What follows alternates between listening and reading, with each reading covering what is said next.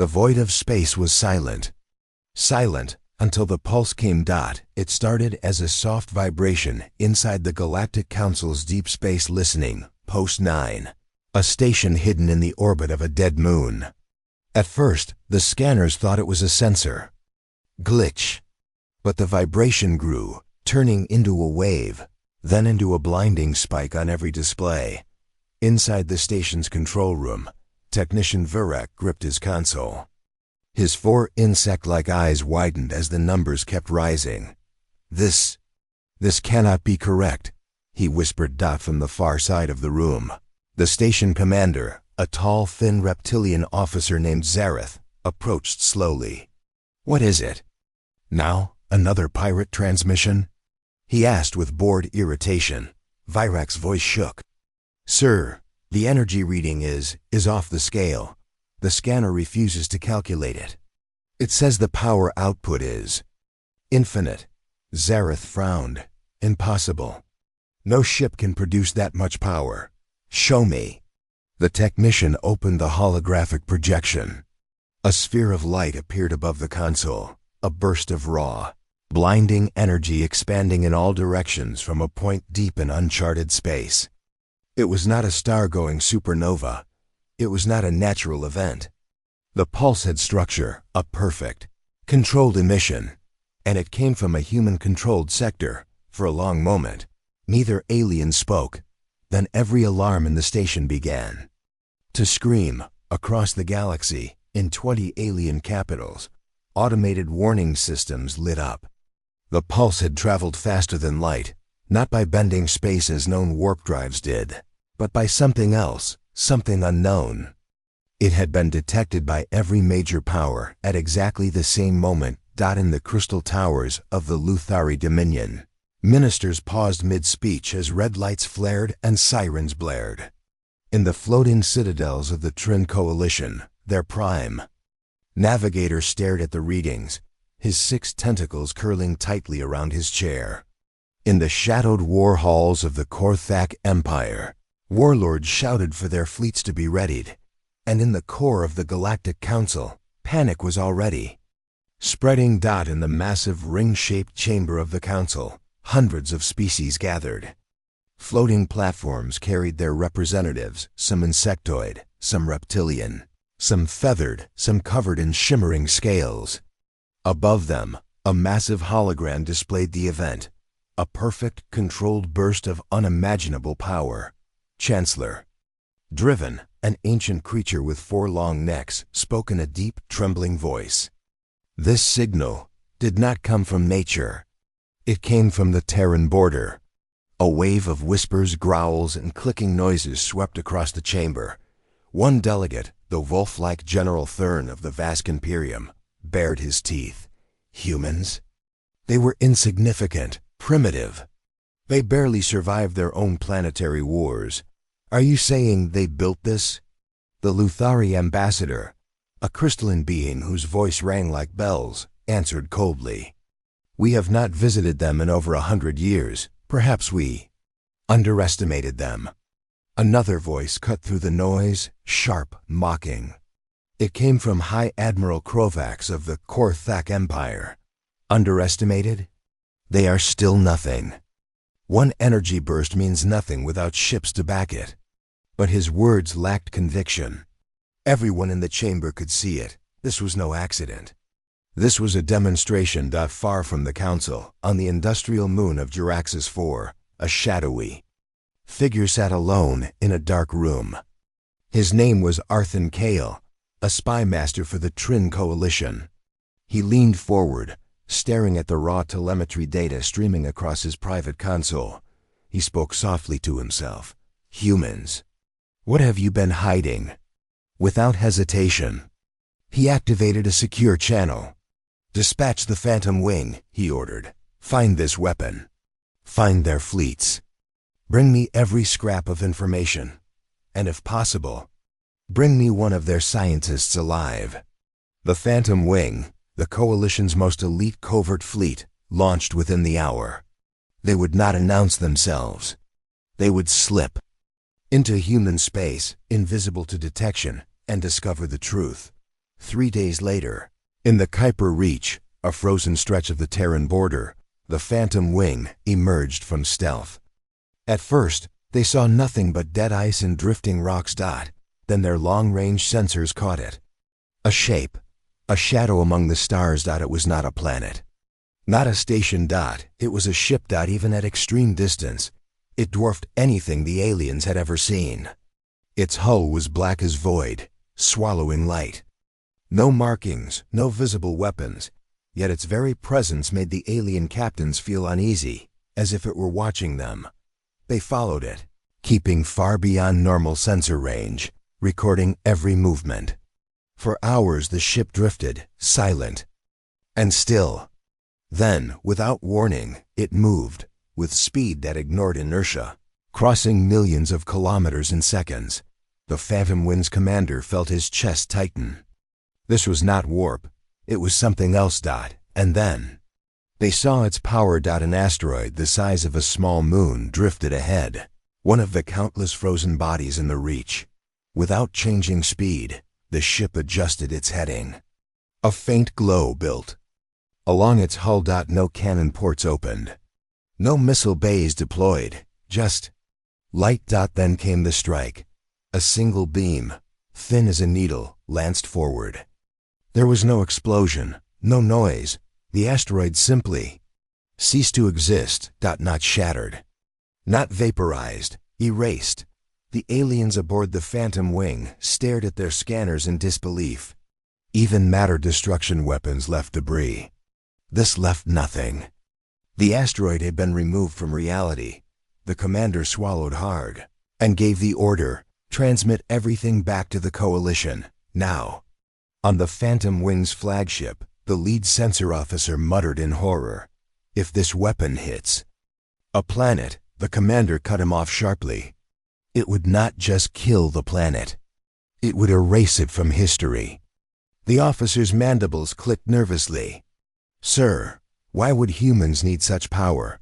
Who are they planning to fight? The commander didn't answer. He was thinking the same thing.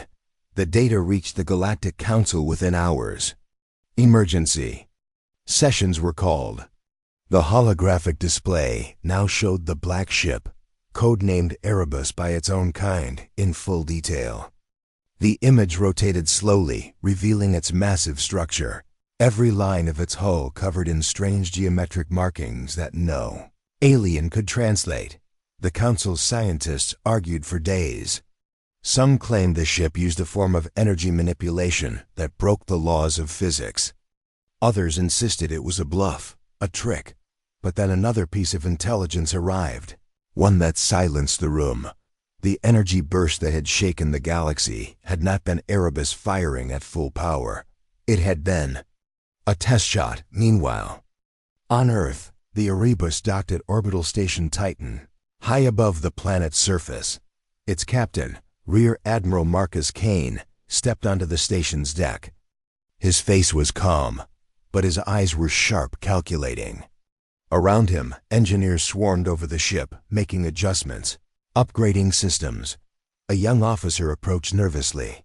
Sir, intelligence reports multiple alien fleets moving near our border. Kane smiled faintly. Let them come. The officer hesitated. Do we respond? Not yet, Kane said. They still think they're the hunters.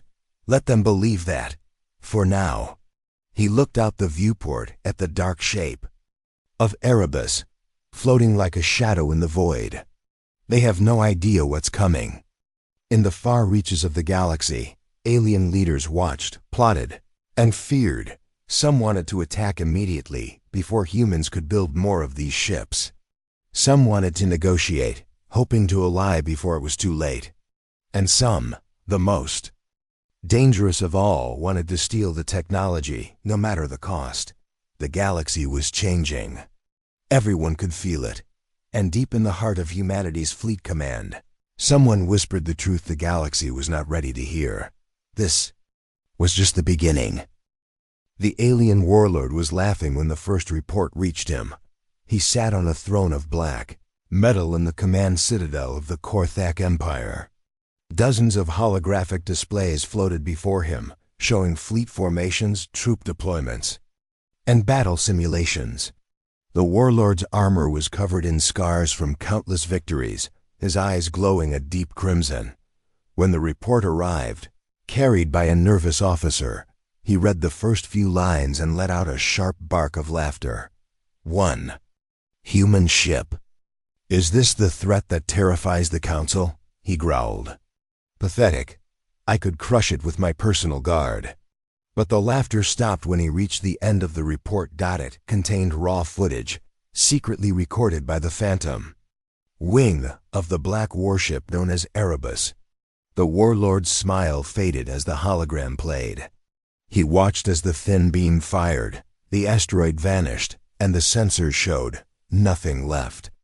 No debris, no radiation, no trace at all. The warlord leaned forward, claws scraping against the arms of his throne. His voice was low now, almost cautious. Find out how many of these ships they have. And if possible, bring me one. Far away in the great halls of the Galactic Council, chaos was brewing. The massive ring-shaped chamber echoed with shouting voices. Hundreds of representatives argued over each other, some pounding their platforms in rage, others speaking in rapid fear. We must strike now, roared General Thurn of the Vask Imperium, his wolf-like features twisted in anger. If we wait, they will build a fleet of these monsters. Strike? And risk losing entire worlds? Countered the crystalline Luthari ambassador, her voice like chiming glass.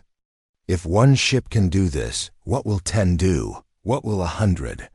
We do not know their intentions, said a scaled, serpent-like delegate from the Relith Syndicate. Perhaps they mean no harm, perhaps, Thurn interrupted. Or perhaps they are waiting to destroy us when it suits them. At the head of the chamber, Chancellor Driven raised one of his 4 necks and bellowed, "Silence!" His voice shook the air. Slowly the shouting stopped. He looked at each delegate. In turn, we will send a reconnaissance fleet to their border. No attacks, no threats, only observation. If they respond with hostility, we will reconsider our actions. Some delegates agreed. Others looked unconvinced. But the motion passed. A fleet would be sent to observe humanity on Earth. News of the alien fleet's movement reached Fleet Command within hours. In the high security war planning room, a dozen senior officers stood around a massive table hologram of the Terran border. They're not hiding it, said Admiral Marcus Kane, leaning against the table. His voice was calm, but his eyes missed nothing. The fleet is coming in broad formation. They want us to see them. Across from him, Admiral Helena Price frowned. Observation fleet, according to the Council's official statement. But you and I know that's a lie. They want to see if they can provoke us. Kane nodded slightly. Then we'll give them something to see. He tapped the table, and the hologram shifted to display a single black shape, Erebus. One ship will meet them, no more. A younger officer, Commander Rios, looked startled. Sir, with respect. Their fleet numbers over 300 ships. Sending Erebus alone is exactly what we want, Kane interrupted. They came to measure us. Let them measure and fear. 3 days later, in the border system of Vega 9, the alien observation fleet arrived. It was an impressive sight. Hundreds of sleek warships in tight formation, their hulls gleaming under the system's twin suns. Each ship carried weapons enough to level cities. At the center of the formation, Fleet Commander Vereen, a veteran of 20 campaigns, stood on the bridge of his flagship. His confidence was unshakable. He had fought against the most advanced navies in the galaxy. He had never lost. Status? He asked. Scanners show 1 contact, sir, replied his sensor officer. Varen's brow furrowed. 1? Where are their fleets?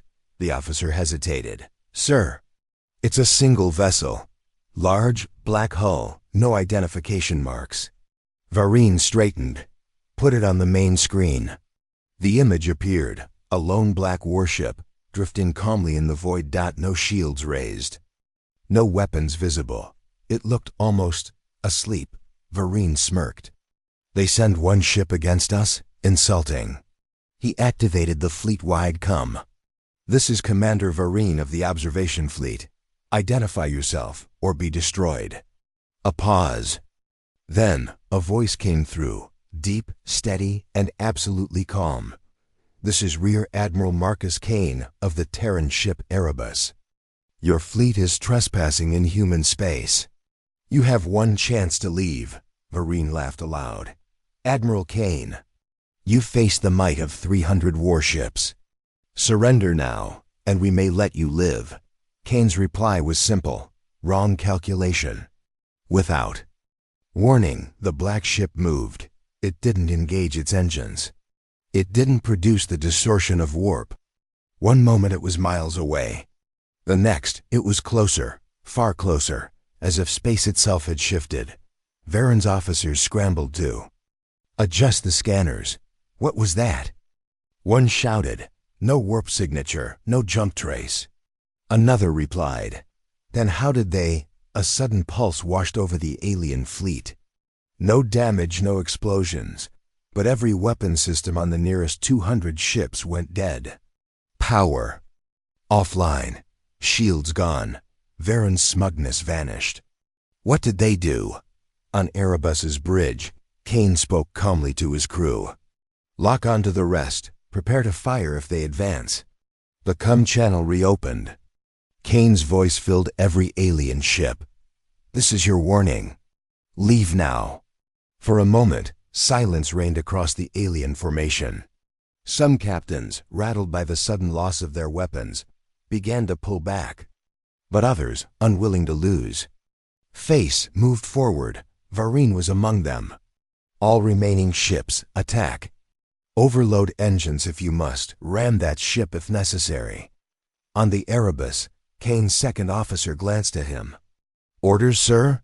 Kane's gaze never left the tactical display. Let them come. The alien ships surged forward. The Erebus vanished from their sensors, not moved, not cloaked, simply gone. Panic spread through the alien comms. Where did it go? It's not on any channel. Behind us. The Erebus reappeared inside the alien formation, impossibly close to multiple flagships. It turned slowly, deliberately, as if it had all the time in the world. Its beam weapon fired once. A single alien destroyer dissolved into nothing. The ships nearest it tried to scatter, but the Erebus moved again, vanishing, reappearing elsewhere, striking once more. Varen's crew worked frantically to restore weapons, but nothing responded. The disabled ships floated helplessly as the black warship danced among them like a predator among stunned prey. Finally, Kane opened the comm one last time. You came to measure us, he said. Now you have your answer. Go home. And then the Erebus vanished completely, no trace. No warp signature. The alien fleet drifted in silence. Commander Vareen stood frozen on his bridge, his claws digging into the armrest. For the first time in his long career, he understood what true fear felt like. Back in the Galactic Council chamber, the surviving captains gave their reports. The room was deathly silent when they finished. The Luthari ambassador finally spoke. It is not the number of ships that matters. It is the fact that they can go anywhere, do anything, and leave without a trace. General Thurn growled, "Then we must prepare for war." "No," the crystalline voice replied. "We must prepare for something far worse. Because if they were willing to destroy us, they already could have." The Council did not know it yet, but humanity had already decided their next move. And it would change the galaxy forever. The alien fleet commander's voice dripped with arrogance. "You face the might of 500 warships," he said, his tone almost playful. "Surrender now, human, and I will make your death quick." On the bridge of the Erebus, Rear Admiral Marcus Kane didn't flinch. His crew waited in silence. The hum of the ship's engines was the only sound. Kane leaned slightly forward in his chair, eyes fixed on the screen. His reply was calm, almost bored. Wrong calculation. The alien commander's smile faded. What did you say? Kane's tone didn't change. You've calculated your firepower, your numbers, and your pride. But you forgot to calculate something more important. What happens when those numbers mean nothing? The alien ships adjusted their formation. 500 vessels moved as one, their hulls shining under the faint glow of Vega 9's twin suns. Missiles and plasma batteries locked onto the Erebus. Inside the alien flagship, Commander Turek, a broad-shouldered predator with a mouthful of serrated teeth, gave the order. Target their engines. Leave the hull intact.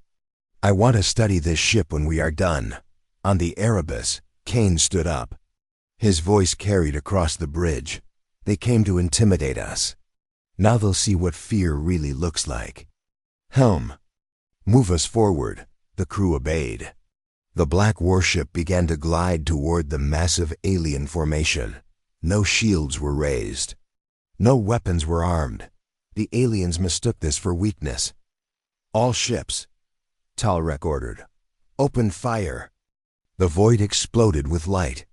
Hundreds of plasma beams, missile trails, and railgun slugs streaked toward the Erebus. The combined firepower was enough to melt a city into vapor, and yet, every shot missed. Not because the Erebus dodged. Not because it raised a shield, but because the projectiles and beams simply bent away, curving off into empty space. On the alien flagship, Talrek's eyes widened. What? Kane's voice came over the cold and sharp. Your weapons are not your own anymore. Then, it happened. The Erebus's black hull shimmered faintly, and a pulse of invisible energy rippled outward. Ships closest to the Erebus froze in space, their engines cutting off mid-burn. Alarms screamed inside their bridges as every system went dark. Status report. Talrek barked. His officers scrambled. Weapons offline. Engines not responding. Power grid. Dead. Talrek bared his teeth. How?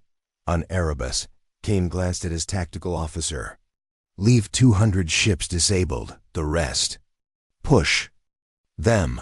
A young ensign hesitated. Push them, sir. Kane gave a thin smile. They'll understand soon enough. The Erebus vanished. No flash, no warp tunnel, no acceleration. It simply ceased to exist in its current position. Half a heartbeat later, it reappeared inside the alien formation. So close, in fact, that its hull scraped against the alien flagship's sensor fins. Talrek froze.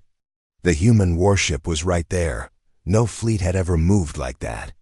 No fleet could move like that. The Erebus turned its main weapon toward a battleship. Just behind Talrek's command vessel. A beam as thin as a thread lanced out, and the battleship ceased to exist. Not destroyed, not shattered. Simply gone. Panic flooded the alien comms. They're inside our formation. We can't get a lock. Where is it now? Wait, it's... The Erebus blinked out of sight again. This time, it reappeared on the far side of the formation, right behind a cluster of cruisers trying to flee. Another thin beam fired. 3 ships vanished. Talrek's voice was sharp and desperate now. All ships scatter. Break formation, but scattering only made it worse. The Erebus hunted them down one by one. Every time it appeared, something disappeared. A destroyer, a cruiser, even a heavy carrier. And then it would vanish again before any counterattack could be mounted. The alien crews had never faced an enemy that could not be tracked, targeted, or predicted. Every maneuver they tried, every tactic they knew, failed instantly. Finally, Kane opened the comm again.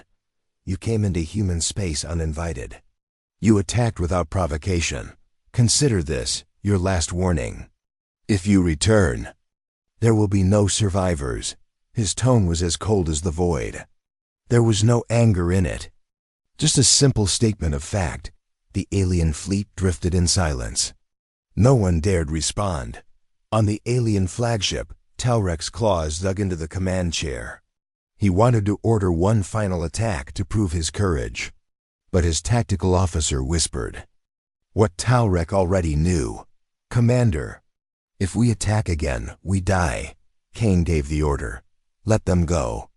The Erebus's systems powered down from combat mode.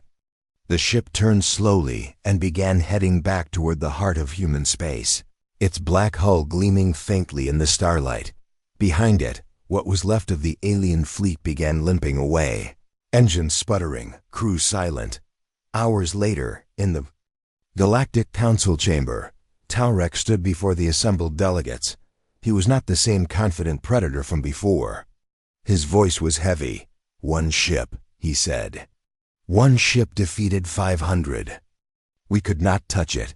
We could not track it. We could not even understand it. If they wanted to, they could erase our fleets, our planets, our people." The council erupted into chaos. Some demanded immediate surrender to humanity. Others wanted to rush into building weapons to counter the Erebus. A few still clung to the belief that humans would not use such power unless provoked, but no one doubted that the balance of power in the galaxy had shifted forever. And far away, on Earth, Rear Admiral Marcus Kane was already preparing for the next move, because Erebus was not built for war with the Council. It was built for something worse. And that something was coming. The galaxy was shaken. No one had expected one ship to beat 500 warships. The black shadow of the Erebus had become a nightmare, but the Council would not sit still. If the humans were a threat, they would hunt them down. The hunt was about to begin. Far beyond human space, in the dark halls of the Galactic Council, the leaders met again. This time, the mood was grim. Chancellor Dravan's four necks moved slowly as he spoke. "The humans have shown strength no race has ever matched. If we do not act, they will destroy us all." General Thurn snarled, "We must send our best fleets to capture or kill that ship.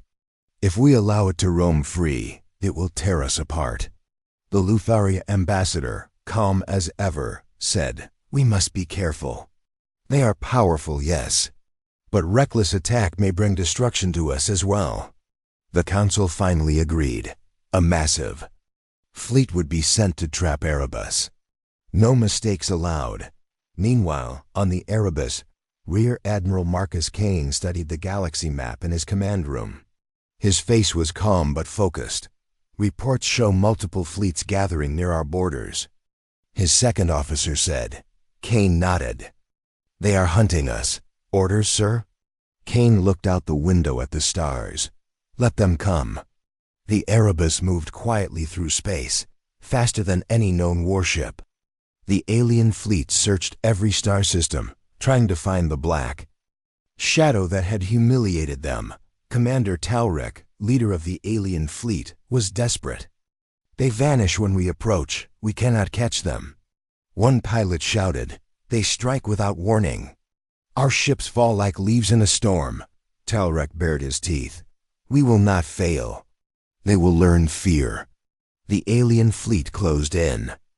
On the human border system Vega 9, it was the last place Erebus was seen. On the Erebus bridge, Kane's crew monitored the fleets. "Enemy ships detected, Captain. Fleet size is growing. Over 500 vessels now," the sensor officer reported. Kane smiled faintly. "Good. Let them come." The fleets waited in the darkness, prepared to trap Erebus in a giant net of warships. But the humans had other plans. Suddenly the Erebus disappeared from sensors. The fleet scanned frantically, but no sign of the ship was found. Talrek gritted his teeth. "They are playing with us. Find them." The silence broke with a warning. An alien pilot's voice screamed over the com. "They're inside our lines. No warp signature. They are moving like ghosts." Moments later, his ship vanished. Talrek's fury grew. "Lock weapons on that position. Destroy them." But the weapons failed. The Erebus disabled systems on ships before they could fire. Humans fought not with brute force, but with precision. The Erebus slipped through the alien fleet like a shadow. Every time the aliens tried to close in, their ships were disabled or destroyed one by one. The fear among alien crews grew. Council leaders watched in horror as reports came in. Enemy ships are disappearing inside our own formations. A vast general shouted. They use technology unknown to us, said a Luthari scientist. They disable weapons before battle even begins. Chancellor Driven looked grave. We face an enemy beyond our understanding. Back on the Erebus, Kane stood calm amid the chaos. Prepare the main weapon, he ordered. The crew worked quickly. Target locked on flagship of the Korthak Empire. The tactical officer said. Kane nodded. Fire! A thin beam shot from the Erebus, striking. The alien flagship. The ship vanished without a trace. The alien fleet's morale broke. Talrek yelled, Retreat! Fall back, save what you can. The Erebus moved through the enemy fleet, striking like a predator. Alien ships lost contact with their commanders. Panic and confusion spread. Talrek watched helplessly as his fleet crumbled. The battle was over before it began. The Erebus reappeared far from the fight, silent and undamaged. Kane opened the comm channel. This is your warning again. Leave human space or be destroyed. No one answered. Alien leaders faced the terrible truth. The humans were no longer a threat to be ignored. They were a force of destruction unlike any before. The galaxy had changed forever. The Erebus waited behind. Its dark hull was a secret power, a weapon and a will that would not stop until the true enemy was defeated. The hunt had turned into fear, and this was only the beginning. The galaxy was silent, waiting. After the devastating attacks, the alien fleets retreated. Their pride was broken. Their fear was real, but the humans said nothing. For days the stars held their breath. No messages came from Earth. No new warships appeared. No threats were issued. The galaxy wondered, what were the humans planning? Inside the Galactic Council chamber, tension filled the air. Ambassadors and generals whispered urgently. The Luthari ambassador spoke. They have the power to destroy us, yet they choose silence. Why? General Thurn growled. They are waiting. Waiting for their moment to strike. Chancellor Driven nodded. We must prepare for the worst. The council debated. Some wanted to open talks. Others demanded more fleets to guard their worlds. No one knew the truth. Far away, in Earth's secret command center, Rear Admiral Marcus Kane stood before a huge map of the galaxy. His voice was steady, his eyes sharp. We did not build Erebus to fight the council, he said. A young officer looked confused. Then why show our power? Why attack their fleets? Kane's gaze did not waver, because silence is the loudest message. He tapped the map. We warned them.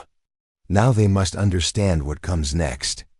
In the deepest parts of space, hidden beyond the council's knowledge, a new threat stirred. Massive shadows moved through the darkness. Ancient creatures, older than the stars, approached the galactic core. They were vast, powerful, and deadly. Back on Earth, scientists and military leaders studied the threat. We are not alone in fearing this, said Dr. Elena Markov, chief scientist. She showed a hologram of the approaching creatures, enormous beings made of energy and metal. Humanity's warships are the first line of defense, she explained. If we do not act, the galaxy will fall. The Council received intercepted signals from Earth. A transmission played across every major world. Calm voice spoke. We built Erebus not for conquest. We built it for survival. The galaxy listened. In silence, alien spies worked feverishly to learn more. They discovered Earth was not alone. In secret docks, 5 more ships like Erebus waited. Each was a titan of war. Built in silence and shadow, the Council scrambled to respond. Some alien leaders begged to ally with humans against the greater threat. Others saw opportunity to steal technology and power. The galaxy stood at a crossroads. On the bridge of Erebus, Kane prepared for what was coming. "Ready the fleet," he ordered. "We fight not just for Earth, but for all life." His officers moved with purpose. The silence was broken. Humanity's true power was waking. The final scene showed Erebus and its sister ships emerging from hidden docks, black as night, ready to face the unknown. A voice whispered in the void, "This was only the beginning." The stars blinked cold and distant as the final battle approached. Across the dark void of space, fleets from countless alien worlds gathered, their weapons ready, their minds filled with fear and uncertainty. They had come to witness humanity's true power, but none were prepared for what would come next. On the bridge of the Erebus, Rear Admiral Marcus Kane stood steady. His eyes scanned the tactical displays. Around him, his officers worked silently, each focused on their task. The black warship, now joined by its 5 sister ships, drifted like a shadow, waiting for the right moment. "Enemy fleets closing in," the sensor officer reported. "Over 2,000 warships in range." Kane nodded. "Prepare all systems. Ready weapons. This fight will decide the fate of the galaxy." The other human warships responded, their black hulls gleaming faintly as power surged through their engines and weapons. The galaxy's largest gathering of warships had never seen such an ominous sight. In the alien command centers, panic spread. The leaders of once proud fleets now faced a terrifying reality. The humans were not just warriors. They were monsters of war, driven by a will no enemy could break. Fleet Commander Varin, leader of the largest alien armada, paced his bridge. His crew waited, tense and silent. He spoke quietly, "This battle will change everything. We must hold or be destroyed." But his confidence was hollow. Deep down, he knew the truth. Humanity fought with a fury born of survival, not conquest. They were ready to burn the stars themselves if it meant protecting what they loved. Battle began without warning.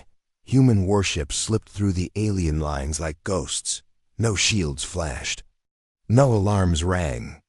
They moved with speed and silence that shocked the enemy. The first human beam struck. Massive alien battleship exploded into shards of metal and fire. The shockwaves rolled through the enemy fleets. Confusion spread like wildfire. "Target there." "Command ships," shouted Telrek, his claws clenched in rage. "Destroy the Erebus and the others fall." But the humans were already gone. They vanished and reappeared behind the enemy, striking from angles no one expected. Every attack was precise, every strike lethal. The aliens fought desperately but could not stop the tide. Amid the chaos, the true enemy appeared. Gigantic creatures, born from the darkest parts of the universe, swept into the battle. Their forms were massive and terrible. Beings of metal, energy, and rage, they moved with destruction in their wake. Alien and human fleets alike trembled before them. For a moment, all fighting ceased. The galaxy's armies turned to face the new threat. Only humanity moved forward. Kane's voice rang out, clear and strong. "This is not our war alone. We fight for all who stand against the darkness." The human fleet formed a shield wall around the alien ships. With weapons blazing, they met the ancient monsters head-on. The battle was brutal and fierce. Ships were lost on both sides. But the humans never faltered. Their will was stronger than steel. As the fight dragged on, alien commanders realized the truth. The humans were not invaders. They were protectors, a force of nature, born to defend against horrors the galaxy had never known. In the final moments, the Erebus faced the largest of the creatures. Its weapon charged slowly, glowing with terrible energy. With a roar, the beam fired, a blast so powerful it shattered stars. The creature screamed and vanished. Silence returned to the void. The galaxy had witnessed the power of humanity. No one spoke. No one moved. The moment had come. Chancellor Driven's voice echoed through the council chamber.